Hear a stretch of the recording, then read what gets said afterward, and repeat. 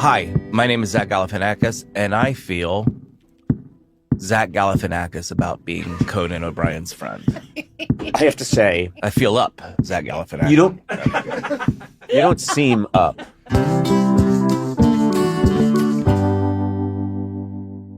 Hey there, and welcome to Conan O'Brien Needs a Friend, joined by Sonam Obsession. Hi. And wow, let's pump it up a little bit. Hi.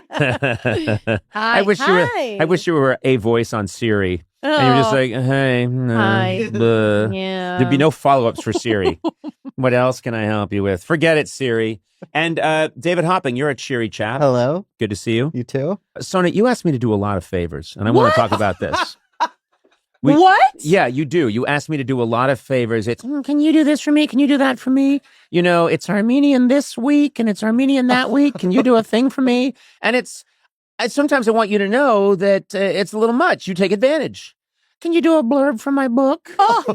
Can you also write an intro, then an outro? I mean, what's going on? Do you see me and just see a doormat? Is that what you see? Oh, my God. What if I get you a doormat and instead of saying welcome, it's just my face because you walk all over it all the time anyway? Oh, that's so unfair. I'm so mad. I hate asking you for favors. I know. 'Cause Well, you this don't is what hate you it that do. much. I'm sorry. How could you hate it that Why are much? you cackling so You're like hard a bird about saying, it? I hate building a How nest. many times do I tell you Conan agreed to do something for me? Like, Hey, never. guess what? I'm an owl saying, I hate hooting. Hoo, hoo, hoo, hoo, hoo, hoo. I sure hate it. Hoo, hoo, hoo, hoo. 23 hours later, hoo, hoo. I sure hate it. Hoo, hoo. Oh, my I mean, that's God. my impression. If you were an owl and asking a favor was hooting, you'd be hooting a lot. Yeah, Does yeah, that yeah. make No, sense? it's good. It's good for you to explain it. I Hoo, hoo. hate asking you for favors. There's so many things people ask me to ask you that I specifically say, You filter stuff out? yeah. How could there be more? What are you talking about? Do you know how much stuff? First of all, it's your fault because you put me on this podcast. People know who I am now. Uh-huh. I'm attached to you for the rest of your life until you die. And so, Please, that's not for months. oh, come on. But it comes with, I'm sorry, you did it. It's you. It's your fault. You're a speech champion? Oh, come on. Listen. Come on. I don't begrudge you anything. And Yes, you do.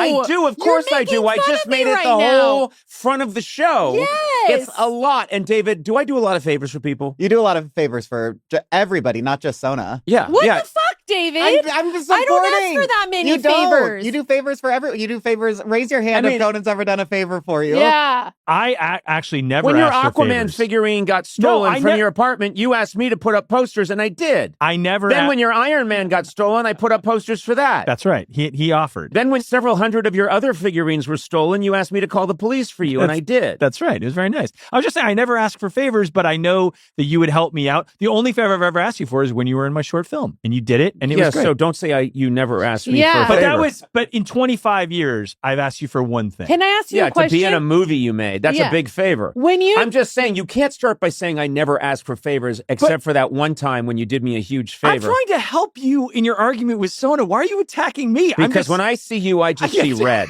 yeah. You're like I'm a bull, and you're a giant red blankie that's flopping around in the wind. You do a lot of favors for everybody, and I don't know that you've ever asked any of us for a favor. You know, Baskin Robbins, famously, I think, had 38 flavors. our I whole think I job- do That is more our than job. 38 Our job is favors a day. favors. That's our whole job. Our whole job was doing stuff for you. That's Yeah. our whole job. You get paid for that. I know, but I got you your lunch today. I Yes. ordered you a leave. Can we talk about that? Yeah. Yeah. Hey, if people know out there that I occasionally take a leave, I don't know what you like to keep secret. no, that's a secret. I think we've all No one must know of my Aleve. You know, that's why I always, when I throw out my Aleve bottles, I always try to throw them out in someone else's trash can because no one can know that I occasionally have some muscle stiffness. I don't have time for this bit. I'm angry right now. I'm so mad right now. Are you really are mad? you done with the Aleve thing right now? Because I want to address this accusation you I'll leave hurled. it for now. Home run. Sometimes big things come in small packages. Yeah. I hear that all the time. And I think, yeah, but what are you talking about? Be specific. Mhm. I can never think of an example. And then today I thought of one. Check it out. You may already know this, but Coca-Cola mini cans are now available. They deliver big satisfaction in a small package. Finally, something that fits that phrase. Yeah. You know, they're available as single serves at a convenience store near you. These mini ones are perfect for me. And guess what? It's not just Coca-Cola, okay? Are you a Fanta fan? Do you like Sprite? Do you like Cherry Coke? Are you a loyalist for Cherry Coke? I do love Cherry Coke. I think you're the same way. And mini singles are available in all these options. It's terrific. So take a mini break with Coca-Cola. No planning or overthinking required. Yeah. Keep a mini can single in your backpack. Stash one on the fridge. Yeah. You know, you can sneak one under your partner's pillow as a way of saying, I'm thinking of you. Oh, that's That's nice. so nice. Yeah. If I did that, my wife would be like, hey, this is nice. You love me. You do love me after all. Yeah. It's a mini that can bring some big can vibes. It really can. Oh, okay. Coca-Cola mini can, big deal, now available on the go. Okay, wait a minute. There's too much to unpack here, as the kids say these days. I hate that saying, but my wife uses it all the time. And sometimes she says it while we're unpacking on a trip. And then I think, oh, okay, whatever.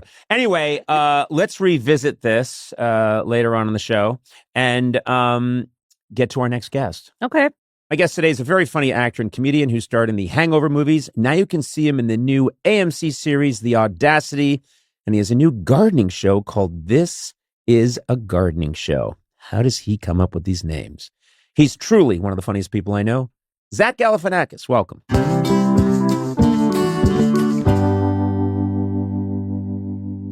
When I walk into a room, I'm used to people, I mean, even pretty big stars are like, whoa, it's him, you know? And then I walked in today and your heart beats like one beat every 2 hours. You were just sitting there totally unimpressed that Conan O'Brien had walked into the room. What would you like one to do when you Jump enter up. a room? No. And go like, whoa. It seems insincere. Whoa, look at that guy. What up, brah? So good to see Yes. you. Hey, brah! Dude. Yeah, Yes. that's the real me. Well, I mean, we go way back. I've known you for many years. You've in known a me for- showbiz way. Early days, you used to come on my show and you were always hilarious. And don't look at your watch. What Oh, Jesus. the fuck was that? Oh, Time is moving slow. That's so rude. We can cut this short. I was trying to compliment him about how funny he was. And this is before America had Zach Galifianakis fever. This is back when they had Conan fever. And I lent some of my fever to Zach Galifianakis. And then America had the very contagious Zach Galifianakis fever. Yeah, I like to call it sizzle. I still have a sizzle. You sizzled and sazzled all the a lot way of sizzle. to the late 90s, 2000s. Did you guys get my sizzle reel? I sent it over. We got your sazzle reel. And it's Past tense. the past tense of sizzle. You sazzled back in the I day. used to sazzle. In the early 2000s, no one sazzled Yeah. like you.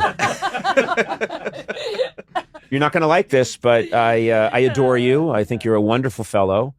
And one of my favorite comedy pieces of work is your work on Between Two Ferns. I think it's absolutely hysterical.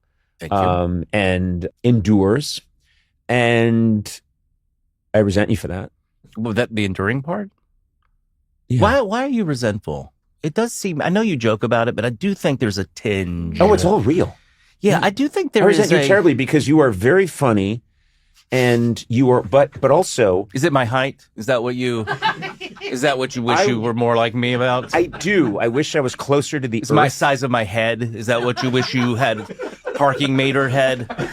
Parking meter body? Whatever this is? You Is get that what a you're lot? upset about? People try and put time in your head so that they can keep their car there a little longer. Is that what Do happens? you wish you had a 7-syllable last name? I do. No. You are very funny. You're one of the funniest people I know. And yet, you seem grounded. And I don't know how to do that. I mean, this guy, he is of the earth. Yeah. He seems like he's got it all together. He seems like he emotionally wants for nothing. That doesn't seem fair. I mean, yeah, I get some chops, but but I'm constantly racked with these roiling seas Does every inside me. podcast turn into like a one-man show? I know. Like the light should shift. We don't need you to talk during this part. In fact, you don't have to be here for this. You're just here to get it started, and then I do the rest. Have you listened to the podcast? It's pretty much me yimmering and yammering. I mean, you're really taking the floor here. Yeah, I am. But I appreciate all that stuff. I'll be serious for a second, and then we'll go back to my one-man show. You are hilariously funny, and then I'm hard-pressed to think of anybody who's been less altered by success. You just seem like if all of it went away tomorrow, you'd be very happy and contained doing whatever you're doing, and I love that about you. I think that second part is correct. I think I feel I am one of these people that feels very fortunate to be working, and but the first part about like having success or whatever, being known, that threw me that really messed me up. Not in a woe is me, but no one ever asked me any questions until I was in a movie with a monkey. Yeah. So I found that to be odd, that switch. Yep. And I was older, and I think the BS of this business or whatever it's always been laughable too. I'm from a small town. I think I have a chip on my shoulder when I moved here, and I don't know. I think that's kind of healthy, but it affected me for a while, and I feel kind of embarrassed by it actually. But yeah. But I remember at the height of hangover mania, I went to some event someplace, and there were it might have been like on Hollywood Boulevard, or I had to go into some event, and there were all these people outside the venue. There was like a Spider-Man, and there was a Superman, whatever, a Batman. And there was a guy who I thought it was you for a second, and I thought, oh, there's Zach, I'll say hi. And then I realized it's not you, it's a Zach Galifianakis impersonator with a fake baby and a baby Bjorn. Dreams do come true, don't they? From the movie, and it's so. I had like a moment. The idea that you thought maybe that was me in the outfit that from the movie. I hadn't. But can I tell you something? I didn't clock the outfit right away. I just saw out of the corner of my eye. And by the way, you were known to promote that movie very hard, and all the sequels. But no, I just had a moment of thinking, because I know you, I know that would have bummed you out to your core. That would have, yeah.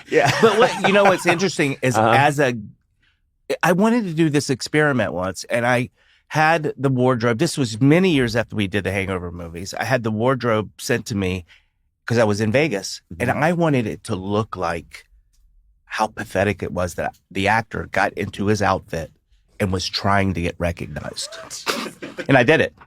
But no one came up. It was so embarrassing. Right. No one did it. The experiment failed. But the hangover was big. That was a big change. Right. But I do think it's good for people to hear from you that, because, and we talk about this a lot on the pod, but. Are you too busy to say podcast? I am. Yeah. You should do a doc about that. I don't have the tie to do it. I'm fascinated by this idea that there's a lot of envy surrounding this crazy, weird business, and people thinking, "Oh my God, all your dreams would come true." And what I found is that it's a magnifying lens. It just magnifies things. So if you're insecure, you will become more insecure. If you tend to be angry, you'll become a rageaholic. If you are someone who's capable of feeling gratitude and appreciate the people around you, those things can be enhanced. But I do think there's maybe so. That's a good way of looking at it. Yeah, but I was angry about it, to be honest. I was intimidated by it because I thought as a comedian to not be able to observe because you had too many distractions of trying to hide or whatever. Yep. It intimidated me, and I got weirded out by it. But now that I'm old, none of it matters, and who cares? But it was a change. It was a change. Yeah. I've always tried to picture, because I know that your success didn't happen right away. And I knew you for a bunch of years where you'd come on our show and be really funny. But the whole thing hadn't quite gelled or clicked yet. And then Conan, I was this busboy at a strip joint till I was 28. Yes, I was going to get to that. Yeah, you were. And I try to picture you in these real jobs. I hope so. with my briefcase. Yeah. I do think that's a real My job. canteen. Going to work, honey. No, but I had to wear like a cummerbund. It was like a fancy... And it was a strip joint. On Park. You were in New York probably at this time. It was called Stringfellows. Yes. So Yeah. I worked I had there. a table there. Yeah. I never saw you come in, thank goodness. No, I it was, and the guy that I moved to New York with, who we went to college together, he was the cashier at the strip joint, and he ended up being Jimmy Fallon's head writer. Right. 80 Miles, if you know 80 Miles. That's so. where all the best head writers come from. Cool. Yeah. And then weird? And well, I'm curious because I'm trying to picture you in a situation where you have the comedy mind that you have, but you're doing a job like that. You're, you're working at a strip club. Would you say you were a busboy? Busboy. Busboy. So you're wearing a cummerbund and I had a crummer. Do you know what a crummer is? No.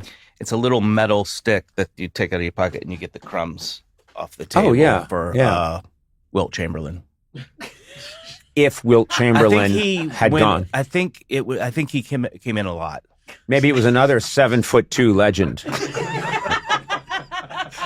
His name was Wilt Chamberlain, and he was 7 feet 2 inches tall, but it wasn't that Wilt Chamberlain. Yeah, this guy was an accountant. Yeah, and a very good one. Were you funny at that job? And I bring it up because I know that when I did jobs that weren't comedy related early on, I was deadly serious to the point where when they found out later on, oh, I just got a job writing, I'm leaving, they said, there's no way you're a comedy writer. Because I was just dead serious, never made a joke, just did my work. That makes sense. I think it comes with maybe being depressed. I don't know. What was your situation? The strippers were not nice to me at all. I was really intimidated. And the men that went in there were not the men that I would want to hang out with anyway. So It was a weird situation. I don't remember trying to be funny. I'm sure with the others, with Miles that was working there. I'll tell a story. I think I've told this story, hopefully not here before, but it's a fractured media. No one's heard it. Go ahead. And no one will. But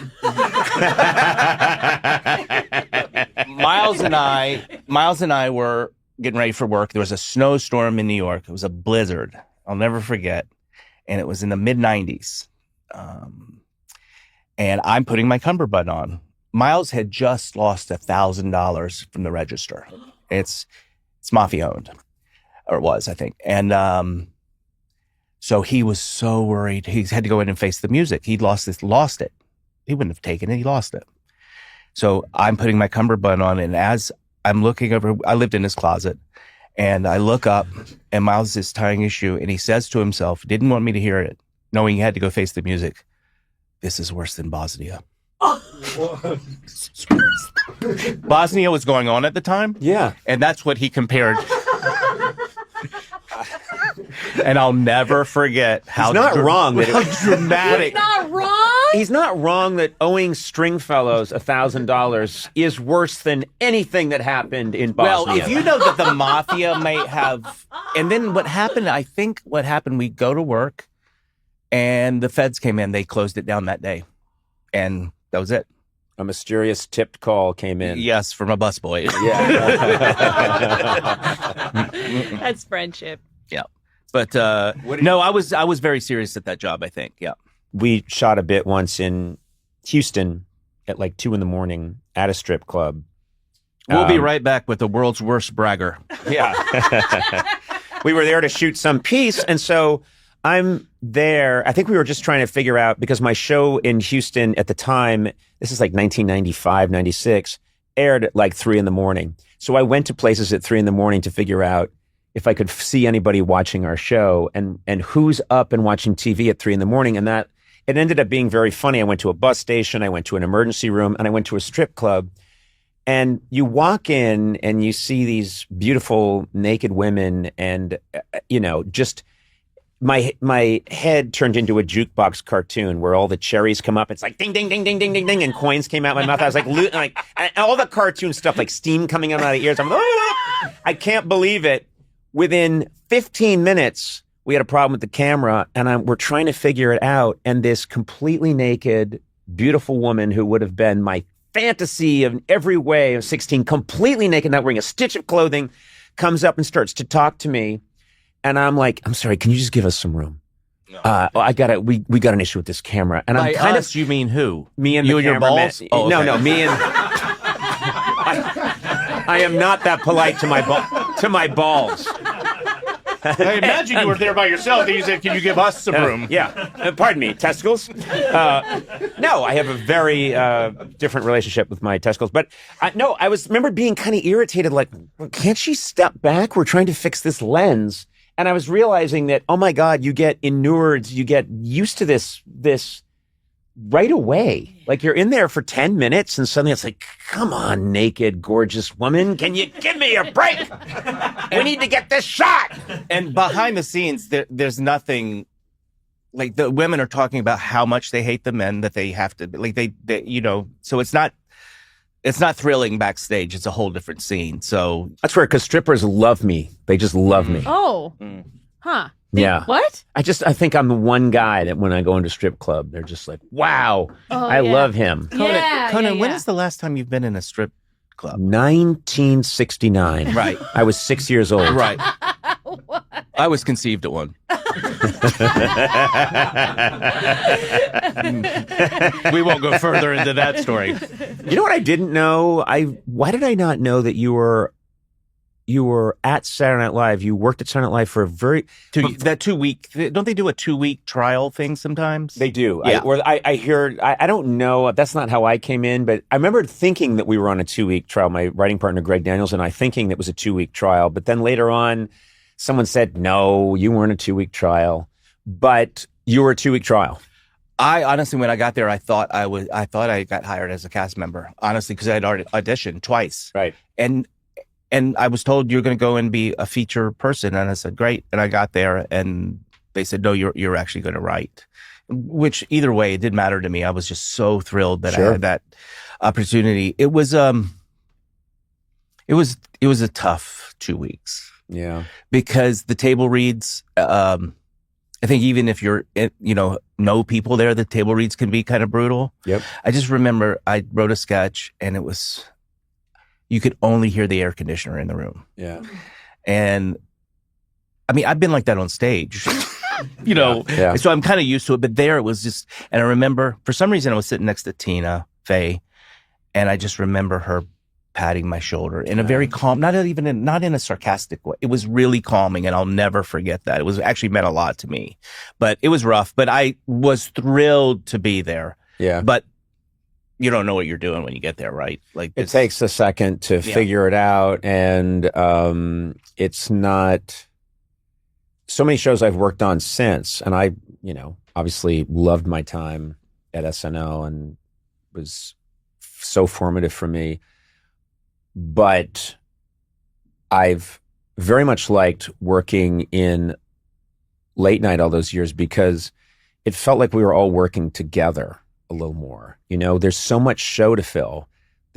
For years, it was, 5 hours a week you've got to fill.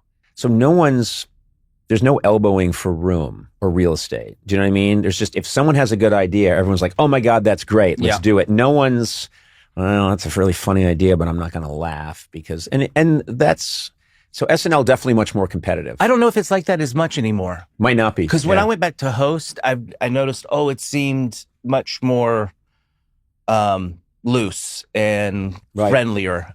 Not that it wasn't friendly in the beginning when I was there for writing, but yeah, it was an honor to do it. I didn't have any bad feelings about it, except for the tumbleweeds going across the writer's room. Yeah, and that feeling of when you put a sketch in, if it's not working at read through, you can see everybody flipping to see how many pages this is. So you'll have that moment. You're not supposed to do that. I do that all the time at table reads. I'm always like, do I have any more parts to this? Scanning for my name. You're bringing in something that popped in my head, and I don't know if you and I've ever talked about this connection, and maybe he doesn't want us to, but Tommy Blacha wrote on Conan, right? Yeah. Tommy, one of my favorite writers of all time, yeah. I think he happens to be the funniest person I think I've ever met. Like, he's that funny. And I knew that he left your show to go write for professional wrestling, right? Yes. He worked with us back in the 90s, and I knew him through Andy Richter. From Chicago, probably. From Chicago, and and for a while, Tommy didn't say anything, and he was super quiet. And I just thought, well, I wonder if this guy's going to work out. I don't know. And then he revealed himself in the writer's room and on paper to be the funniest guy. I gave him a shout out on Stern once because I was on Stern, and Stern was kind of talking to me about, so you must just hire like Harvard Lampoon guys. And I said, no.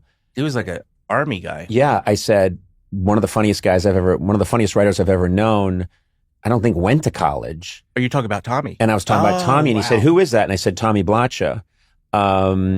So he, really brilliantly funny guy. He's on a level that I mean, the same level I would put you on, which is this, we used to do this bit back and forth to each other where it was just really just the dumbest person, right? Yeah. And because Tommy's really good at dumb, and it would be like, what about drinking coffee or something? It was always the most obvious, and it always follow with or something. Yeah, or something. So one night, Tommy's had to spend the night at my house, and we were both working together. We had to get up early the next morning for work, and he's in the next room over, and it's 7 a.m. I'm up, and I'm just kind of basically waking up, and I hear Tommy say under his breath as he's waking up, what am I, awake or something? And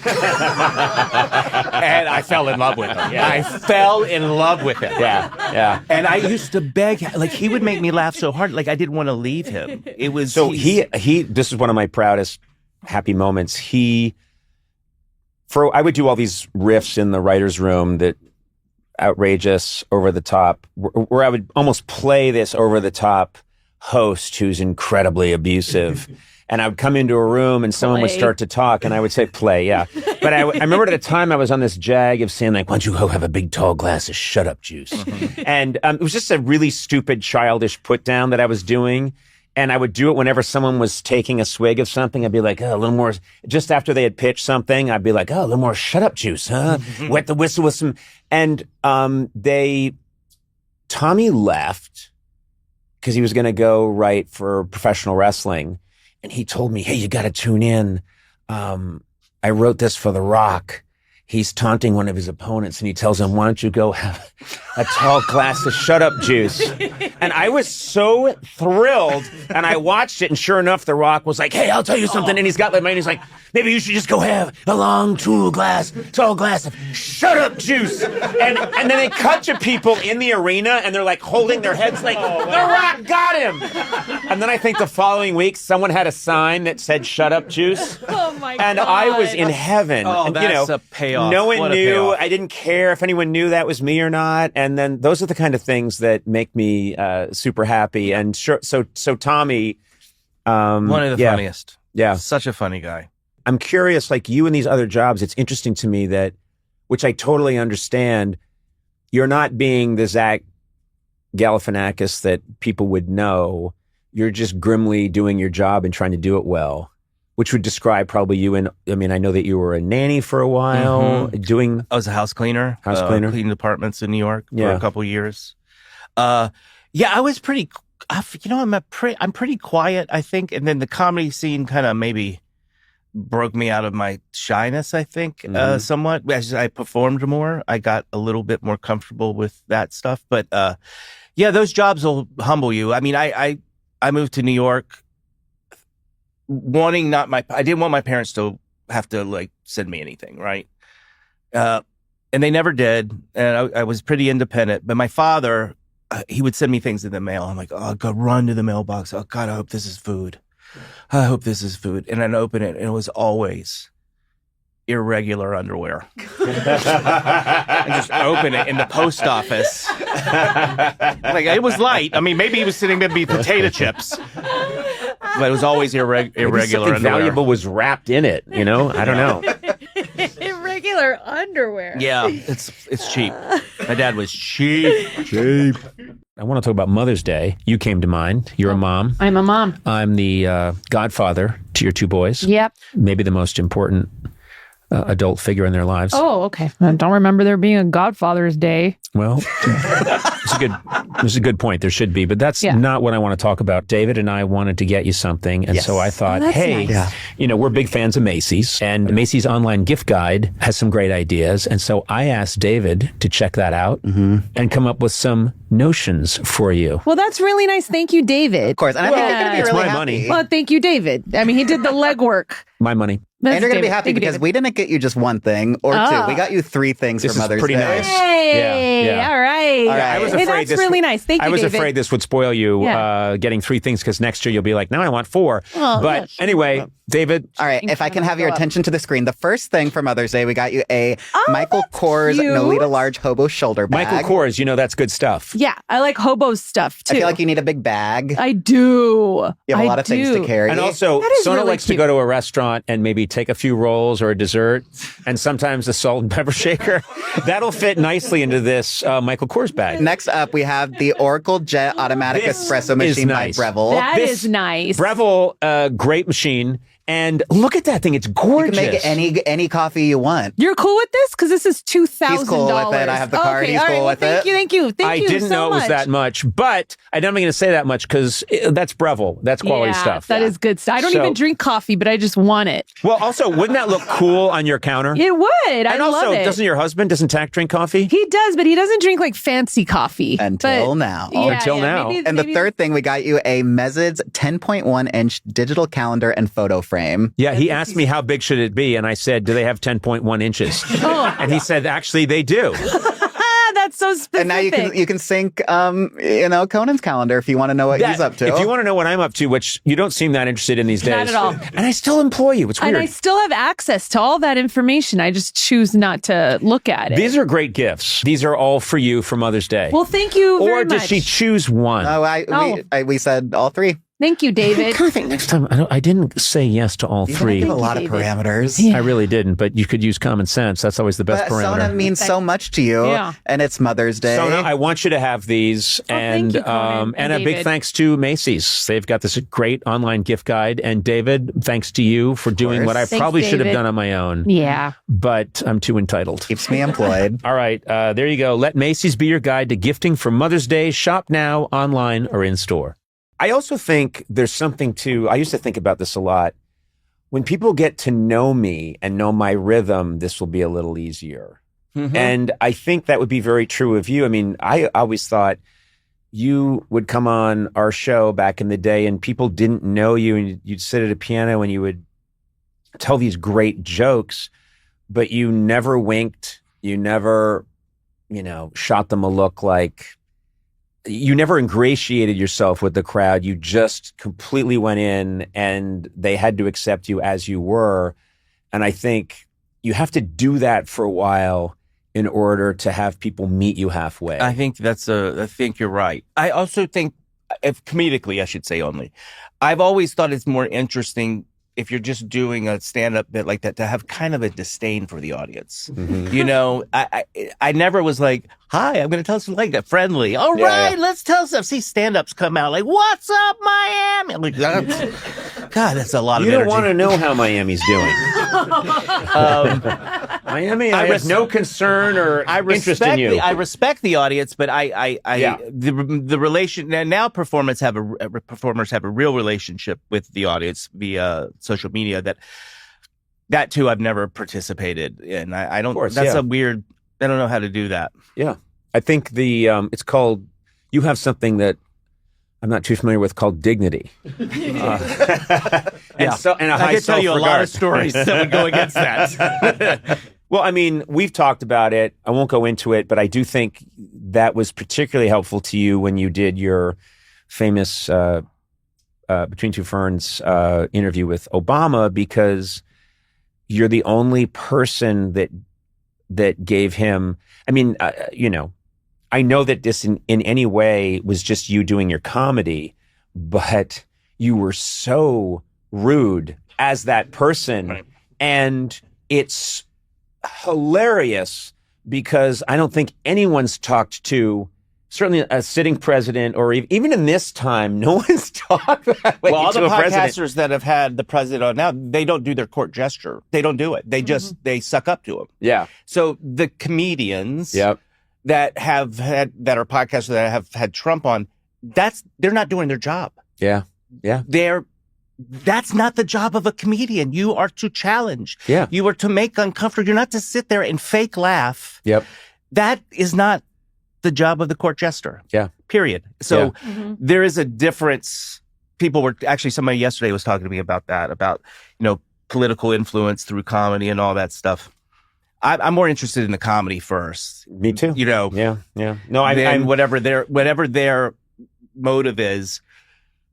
Fine, but the comedy has to come first. I remember when I interviewed Hillary Clinton, and I could tell she didn't want to be there, and I totally get that. I get it. But before we had set that whole thing up, they wrote back, "Well, you can't bring up those emails." And I go, "Well, we don't have to do the interview. That's fine. We won't do it." Yeah. When you tell powerful people no, it's crazy. They were like, "Okay, we'll do it. Well, you can ask." Yeah. Because it's not that important to me Yep. to do it the way they want to do it. You have to, if you're going to come in a comedy, you got to do the way we want to do it. Also, I see this all the time, and I've seen it for years and years and years and years. People not understanding that if they go to the supposedly vulnerable place and have a sense of humor about it, it is magical for them. People see they have a sense of humor. They see that they can take a joke. I mean, no one walked away from your interview with Obama and thought, wow, you really showed him. He got to be hilarious. He sat there and entered your world of, being intentionally ignorant about who he is, what he does, cutting him off, being insanely rude, and gave it back to you in equal measure. And you looked at it and you thought, this is a great piece of comedy.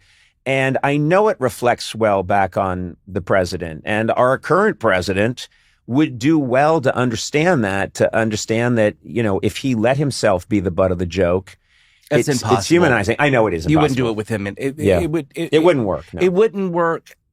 I'm just saying in an alternate universe, if we're talking about a different human being, they would see, I think that there's this misconception that, the media just wants to go after conservatives, and they don't understand that everyone benefits when they laugh at themselves. That's right. Period. Yes. Everyone wins. Yes. If you laugh at yourself, it humanizes you, and like pheromones are released, and humans think that's a good human. And when you refuse to let that happen, that's not projecting strength, it's projecting weakness. I agree 100%. But there's also the math of comedy to me sometimes, where the punching down that the right seems to do something, and I don't want to get political here, but that's not as funny to me as taking on the powerful.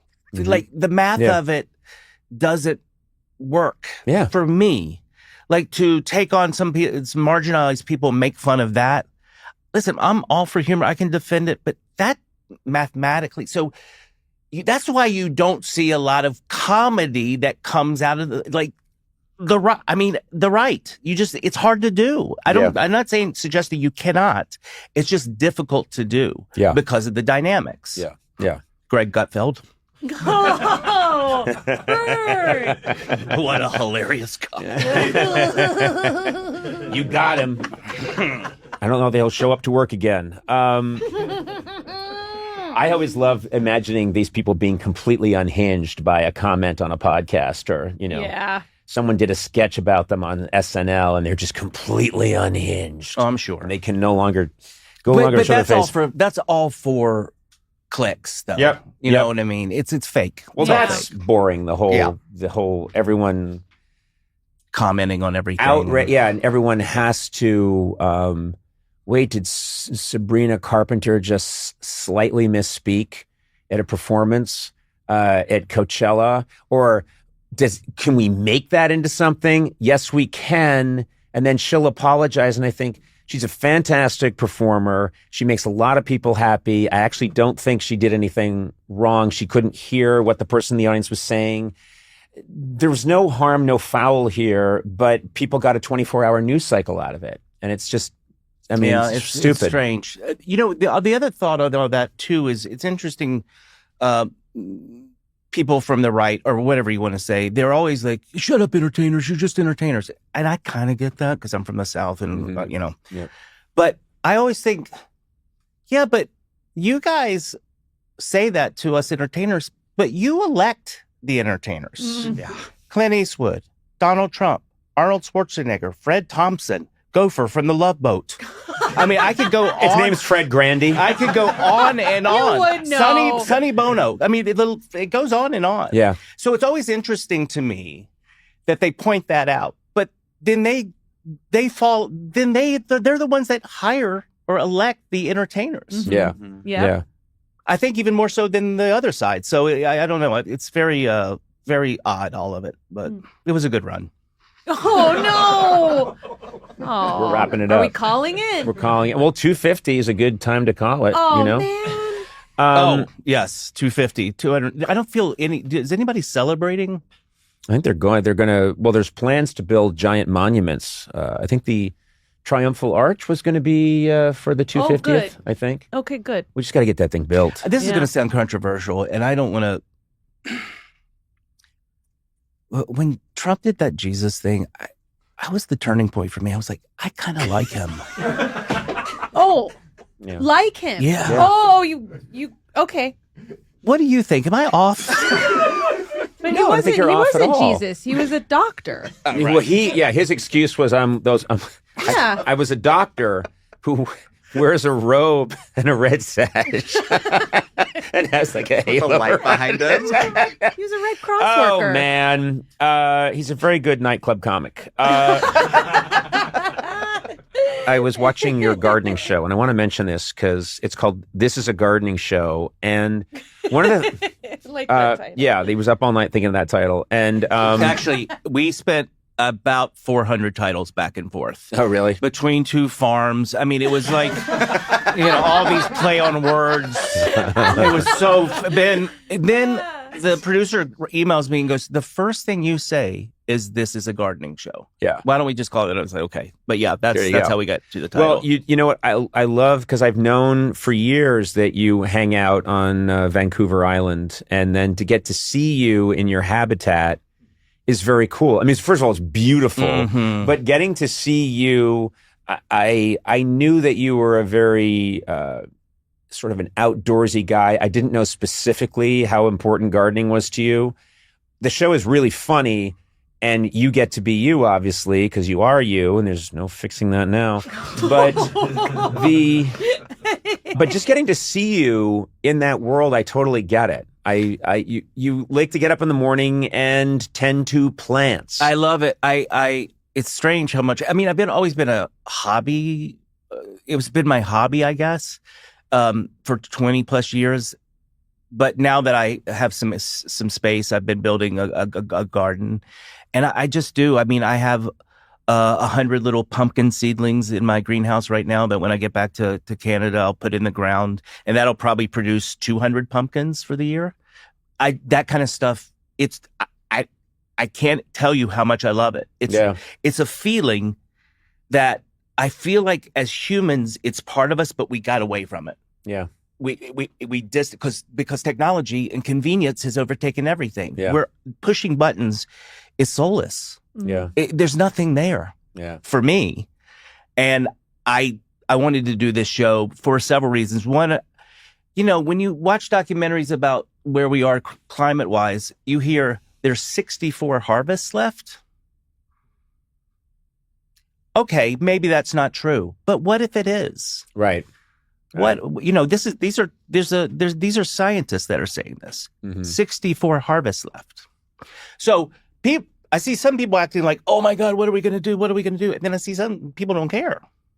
So I don't know. I'm just going to go with what my gut feeling is, which is maybe kids need to know this stuff. Yeah. Yeah. Wait till the Russians shoot down the satellites, motherfucker. It's just a quote from the South I heard recently. That I was like, yeah, I believe you. I actually believe that. That one I believe. And think about that. Yeah. Right? So all of these, I feel like the safety might not be there for the next generation. So and this is not an altruistic thing I'm trying to say, it's just a practical thing. Our food, even if nothing happens, even let's say everything stays normal, well, our food and where we get it and how, what we know about it is, we don't have a relationship with food. A lot of us don't. Right. Well, we've been removed from, you think about it, birth, death, food, and where it's coming from. We're primal parts of our existence for so long. I mean, they're just, printed into our DNA as we evolved. And then within the last few generations, we've completely removed ourselves from it. And I'm going to be completely honest with you. Like, I know nothing about gardening. I know nothing about where my food comes from. I say to David, I want to get that. And you were like, all right. And you get it and it comes and I shove it in my face That's really true. quickly Yeah. and with great hate. And, but it's the same thing about death. Like we're not, people used to live and die in their home and people used to be there for it. And now everything's kind of farmed out. So yeah, But it's a medicine too. It's not altruistic. You do it for yourself. Yes, Yeah. Absolutely. I mean, look, I'm a little chubby guy, but I love eating fresh vegetables and fruits out of the garden. It's like, it's a high for me. It just is. So there's many elements to it, but I'm saying it's a medicine to be in the garden. Yeah. It's healthy to be. It's also, when you talk about, you've spoken about this for a while and you mentioned it today, the kind of allergic reaction you have to the bullshittery of show business. Well, and in some of it, there's obviously great parts of it, and then there's parts of it which can actually feel like a toxin. it's poison and honey. Yeah. I felt this. I got a chance. Danny Harrison, George's son, invited me to come see George's home, Friar Park, and I went, and so much of it are George Harrison's, were his gardens, where he grew things. And I've seen footage of him in various documentaries just tending to his gardens and tending to his sunflowers and tending to the things he was growing. And I thought, and Danny said, yeah, he told him once, Danny said, let's go into town. Let's leave Friar Park and go into town. And his father said, why would we do that? Why would we go out there? It's insane out there. If you look at all the footage of his life in the 60s and 70s, it was screaming and madness. This was the antidote. Interesting. And I think you have experienced being in the nose cone of the rocket, and there are people who are making a living pretending to be you hanging outside of Planet Hollywood. That, that's, and like, we got to get us a Zach Galifianakis for the party. I got one too. Well, bring them both, It's such a nice antidote to find those places where you can grow apples. Well, I also think it's possible in the cities. I mean, when you guys all leave today, I want you to pay attention to how much concrete is around you versus greenery. Yeah. Just think about it. Yeah. It's crazy. It's really crazy. I mean, I think humans' biggest mistake was fighting nature instead of working with, we're going to conquer it. Well, no, you're not. No, you're not. It's going to win. Yeah. And it looks like it's definitely going to win. Yeah. So you have to respect it and honor it. If there's a God that made all this stuff, why not respect it? And the things that this God has made, that's coming from someone that has no idea if there's a God or not. But if there is, why is it the simplest thing to respect the earth and the humans and the animals on it? Other than that, what is there? Yeah. I mean, where humans are going with AI. I mean, I guess, I don't know if I'm old fashioned or maybe it's because I'm 56 now, but I think this whole AI thing, and I don't mean for medicine, it's got a lot of great things. Otherwise, though, I think it's another in the biblical term of biting the apple again. I just am very afraid of it. Yeah. Not even for show business. I'm not even talking. I'm just saying in general, I don't trust it at all. And especially the dudes that are designing it. Yeah. There's a real problem. Yeah. Because these dudes, how do I say it? They have math minds. Suck. They have math minds. You know what I mean? They have math minds, and that's good. But there's very little wisdom coming out of that pocket of the world. Almost none. Yeah.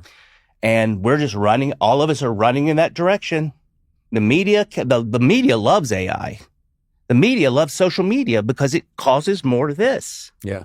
I love when CNN, they'll have a reporter on going, they'll do a report on social media and how bad it is for someone. And then after the report, Jake Tapper gets on and go, follow me on Twitter. It's asinine. Have you no self-reflection? Well, even how we communicate through text, there's not a sarcastic font, right? Right. And people are not good enough writers to do it through Right. text. As a comedian, to get back LOL is really diminishing returns. Yeah. So I think the way we have let robots do this for us has also made us a little bit off. Yeah. I just do. I worry about the lack of human connection with that stuff. And maybe it just is not as needed as we think it is. I don't know. I mean, I really don't know. But this world, this tech stuff, I've always thought about it. I've always worried about it, especially when social media came about and MySpace and all this. When it was done, you could do it anonymously. Mm-hmm. That's a weird start for anything. So the weirdos running this thing, and good weirdos, I don't mean they're all bad weirdos.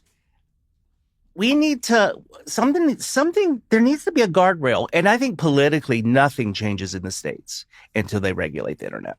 Yeah. I do think So we can sit here and talk, good luck. It can work for both sides. Right. It just depends on who's going to control it, the messaging. But I see how people scroll on planes. I'm like, that's how people get their news. We're screwed. Yeah. I do think I'm always try to be slightly optimistic. It's my default setting.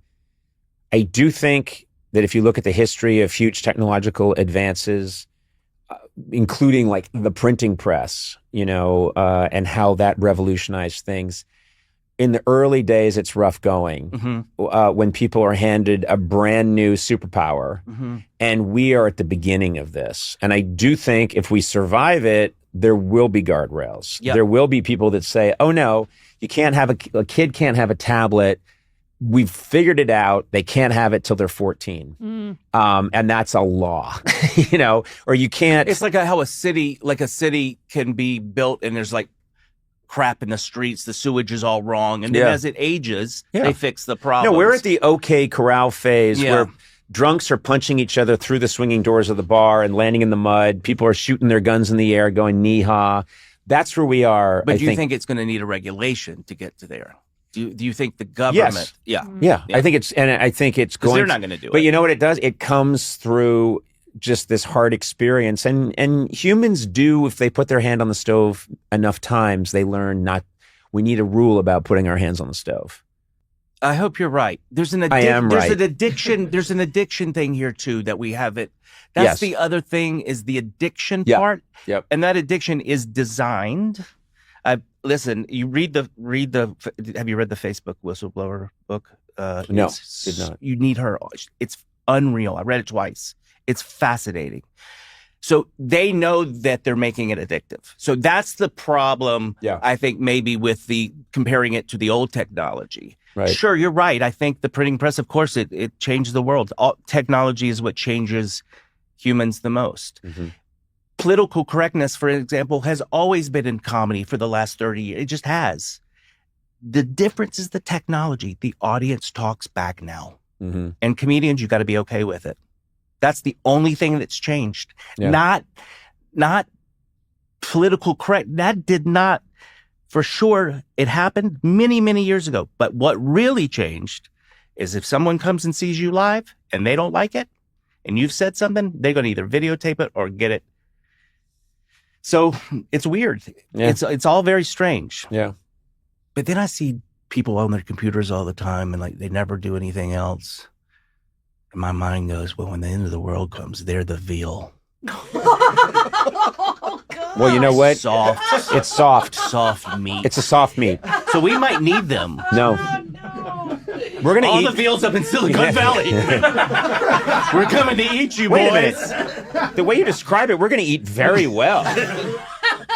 I mean, I want this to happen sooner rather than later. But also, we're humans. We're animals, right? Like, we need to move and think and talk and blah, blah, blah.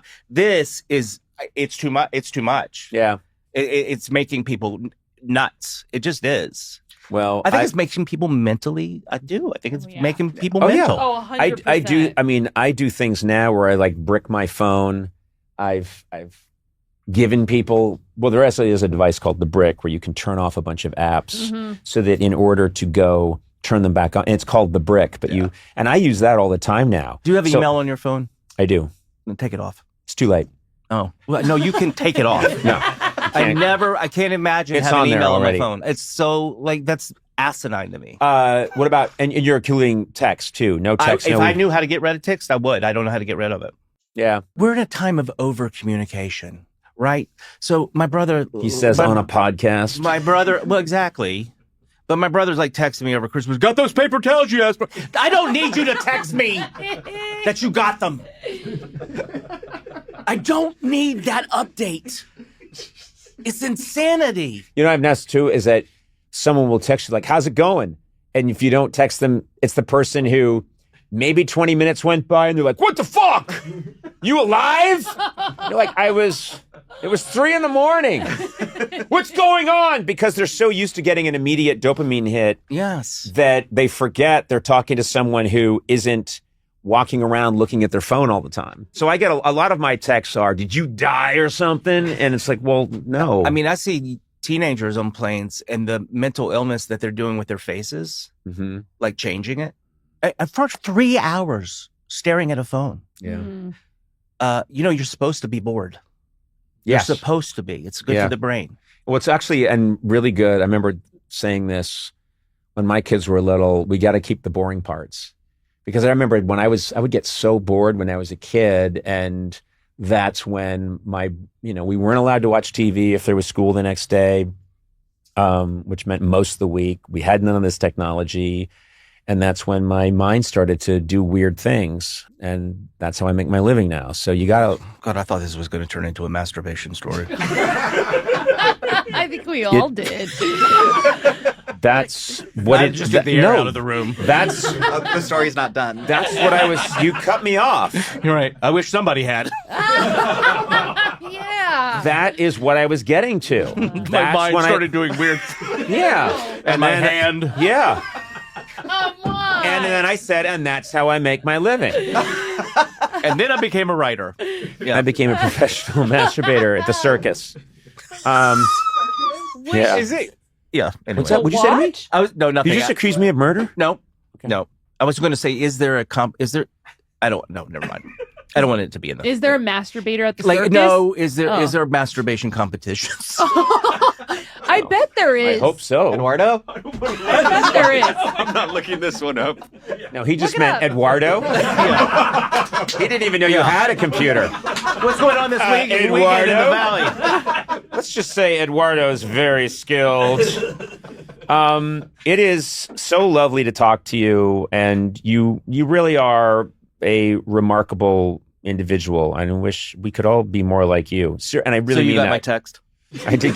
I just read exactly what you wrote. Thank you very much. I read exactly what Thank you you for texted putting me. that in there. And a great lover? What the fuck is this? You misspelled lover. Yeah, 2 V's always. I love, I checked out, this is a gardening show. I really like it. I especially love when you incorporate kids in it and you're talking to them. It's the easiest thing. I know, isn't but you're so funny doing So it. fun to and do. Also, you're in a series, The Audacity, which is getting raves. So congrats to you. That's on AMC. And anytime you're in town, you want to come by and I'm here talk to us tomorrow. about anything. Tomorrow's not good for me. Okay, the next day. No, I'm here Saturday. starting in 6 years from now. Oh, okay. Is what I meant. So I'll see you Hey, then. did you end up? Oh, never mind. I'll ask you No, later. you can ask me. Did you end up going to Greece for your? No, we haven't gone to Greece yet for the Okay. travel show, but I do want to go there. It's the best. Would you go with me if I went? I I'd would pay love, for half of it. Love to go, pay but for I half might of it. take my gardening show there Okay. next time. But if you do go, please call me because I can point you in. Like I have first cousins that are still there, so I can point. They can help like you. you should check out the Parthenon. You know, God. Thanks a lot. No, they were going to take you to the Hard Rock in Athens. And I just I blew hope it. there's not a Hard Rock cafe in Athens. You know there is. They're better. I don't think. No, the There Greeks has to be. The Greeks are not. They're not capitalist that way. Good. They're Good. not. Good. They actually during the European Union they got really hurt. Yeah. By Well, Northern Europe. I've never been to Greece in my life, and I would love to It's go there. the best. They know how to live. They know how to live. And so do you. That's right. And so do you. Zach Galifianakis, thank you for being here. I treasure you. I really do. Those aren't cheap. Could you put it back? No, I'll put. There's a. So he just grabbed one of our By the way, I was asking the Kleenexes. There's a comment box here, right? We took it down just for you. Okay, well, we'll put it back the minute you're I'll gone. take it to Twitter. Have you got an ass? Then Duluth Trading Company is for you. I'm just reading what they wrote, folks. For decades, Duluth has been making workwear for harder workers. You got an ass, Sona? Yeah, I do. Well, Duluth Company's for you. From highly abrasion-resistant pants to heat-beating work shirts, Duluth empowers you to take on life with your own two hands. Ready to bolster your nether regions? What the hell?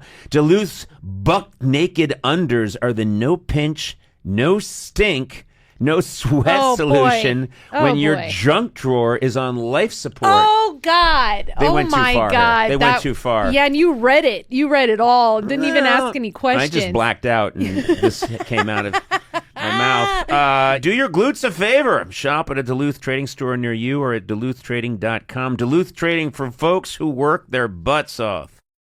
Your life doesn't stay in one place, and neither do you. Whether you're commuting to work, visiting family on the weekends, or road tripping all summer long, you need a vehicle that keeps up. With a Hyundai Hybrid, you get a car that fits your life with the best of both worlds. A car that matches your daily rhythm and has the fuel efficiency you want. The versatile Santa Fe Hybrid SUV seats up to 7. The Tucson Hybrid SUV is packed with modern conveniences and has standard H-Track all-wheel drive. The Sonata Hybrid Limited Sedan features exceptional performance and handling, and the sporty Elantra Hybrid Limited Sedan features a cutting-edge look and up to an EPA-estimated 52 highway miles per gallon. No matter what your life looks like, there's a Hyundai Hybrid for you. And all of them come with first-class safety features, advanced tech, show-stopping design, and America's best warranty. Hyundai Hybrids. All that and more. America's best warranty claim based on total package of warranty programs. Visit HyundaiUSA.com or call 562-314-4603 for more details. Okay, look, there's some bad blood out here. We have to take care of this. Yes. I brought up, Sona, that I do a lot of favors for you. I mean, I do a lot of favors for everybody, but you get more than your share. Oh, my God. Let's revisit this topic, okay? Ugh. Okay. You know I love you. I adore you. You're the best. But you're just this bloodsucker Oh, that's my draining God. me dry.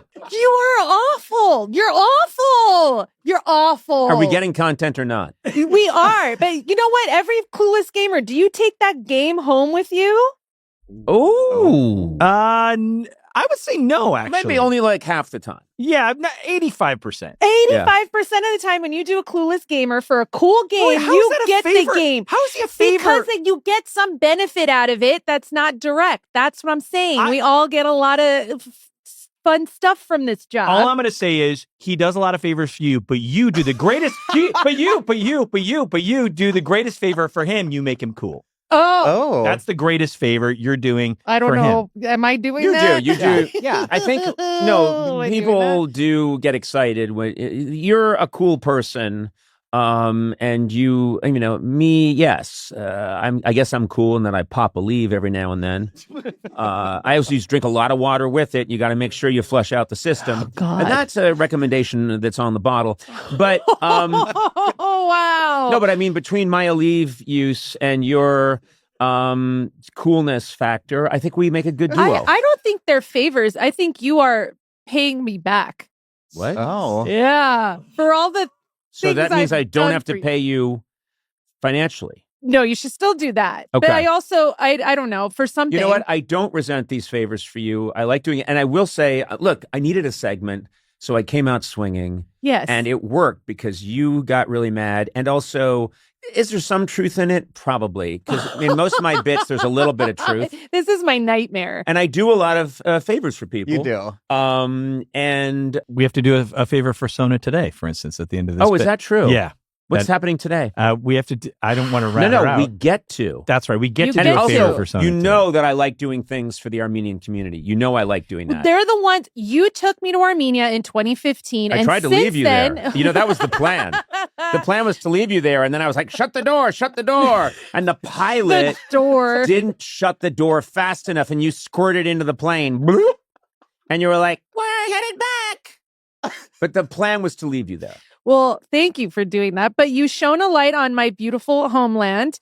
And since then, you've been kind of an honorary Armenian. They're very excited. You know what? I will say, Armenian people are always very happy to see me. Yes. And they say, Barev, and I say, Inch Pasek. Hey. And then they say, Lavem, and we have like a nice thing going. Yeah. So that's always nice. Yes. I meet a lot of them in steam rooms. I don't know what that's all about. Several times I've been in a sauna or a steam room, and the naked men in there have been Armenian, and we have a nice chat about Armenia. Okay. Oh, that's nice. Yeah. That's a nice. See, that's the thing. If you hadn't taken me to Armenia, I don't think you would have been getting as many asks. And I filter a lot, but there are some that And we're doing one today, which is we're important. doing It's one good. today, and it's an because important it's for one. an important event. What is it? It's the Armenian Heritage Walk Gala in Philadelphia, and I'm emceeing it. And How do you MC a gala?